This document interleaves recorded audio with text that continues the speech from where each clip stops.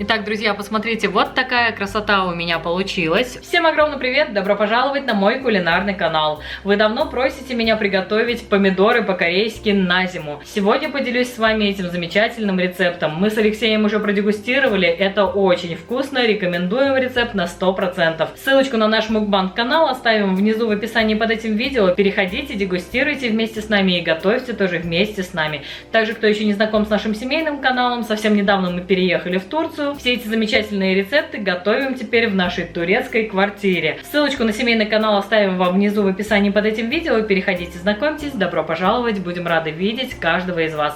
Ну а сейчас оставайтесь со мной, я вам подробно расскажу, как приготовить вкуснейшие помидоры по-корейски на зиму. Мы начинаем.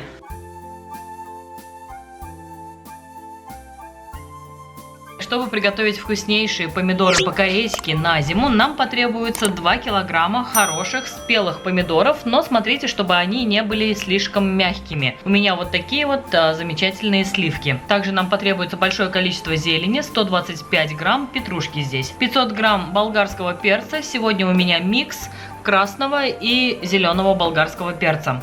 Также нам потребуется 350 грамм моркови, 100 мл растительного масла, 100 мл уксуса, 2 столовые ложки соли, 100 грамм сахара и 100 грамм в неочищенном виде чеснока. Для начала мы с вами займемся очисткой чеснока. Расскажу вам сейчас, как легко и быстро очистить большое количество чеснока. Кто смотрит мой блог давно, тот знает уже, а кто совсем недавно на моем канале, смотрите и ловите лайфхак. Значит, сначала чеснок очищаем от внешних вот этих пленок. Наша задача разъединить головку чеснока по зубчикам. И зубчики отправляем в глубокую чашку. Далее в чеснок заливаем крутой кипяток, так, чтобы чесночинки все были покрыты водой. Буквально 5-6 секунд и воду через ситечко сливаем. А дальше, друзья, смотрите, все просто. На раз, 2, 3, максимум 4 очищается чеснок. Очень легко, быстро, вот таким образом можно очистить чеснок. Таким образом я сейчас буду развлекаться с чесноком. Чуть позже покажу и расскажу, что будем делать дальше. Чеснок я почистила, кончики вот эти срезала, пока убираю в сторону, он нам пригодится чуть позже.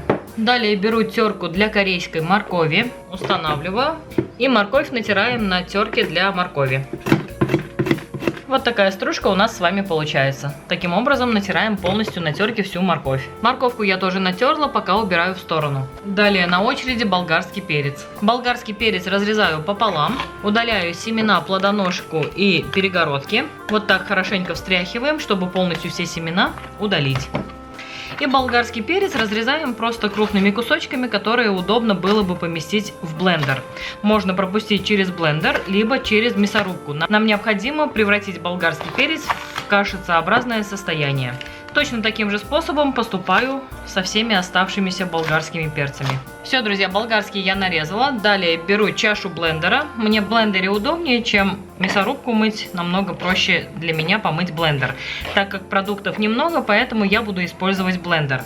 Сюда же отправляем небольшое количество чеснока и все вместе перемалываем. Закрываем, подключаем.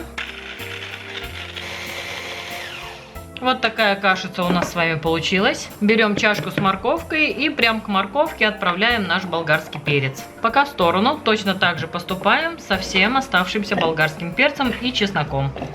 Все, друзья, болгарский весь перекручен, пока в сторону.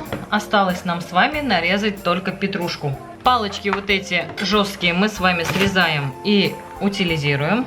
Они нам не понадобятся. Все остальное просто мелко нарезаем.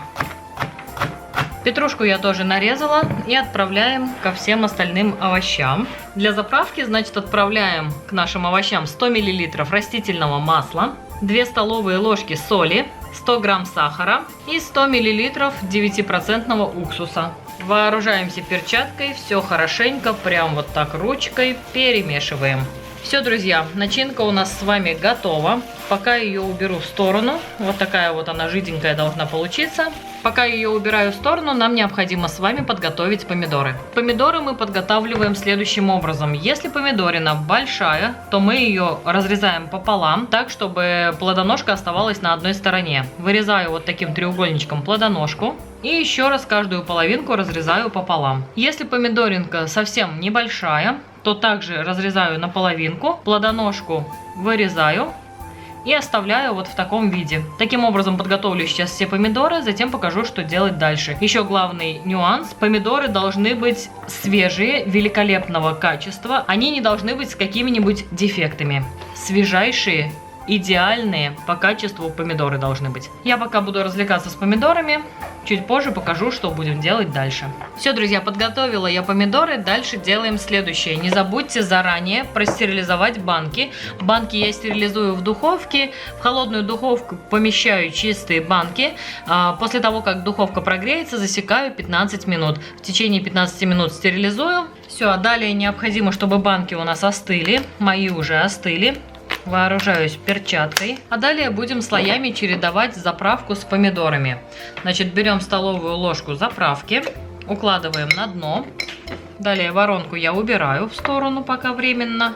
И закладываем слой помидоров. Далее снова ложечку заправки. Заправку я закладываю через воронку, чтобы ничего не накапало на край банки. И снова слой помидоров. Таким образом укладываем заправку и помидоры в банки до тех пор, пока не закончатся наши продукты. Вот таким образом, посмотрите, друзья, получается у нас слоями помидорчики наши и заправка. Все, очень сильно прям до самого-самого верха закладывать не будем. Вот этого достаточно. Таким образом заполняем все банки, пока у нас не закончатся продукты. Все, я пока буду таким образом развлекаться. Чуть позже покажу, что делать дальше. Итак, друзья, банки я все заполнила. Ровно 5 700-граммовых баночек у меня получилось. И осталось совсем небольшое количество помидоров. Мы их просто пустим сейчас на обед в салат. Все остальное будем закатывать. Что касается нашей заправки, смотрите, густую часть заправки я всю разложила по банкам. Осталась только жидкая составляющая. И мы эту жидкость тоже отправим равномерно по всем баночкам.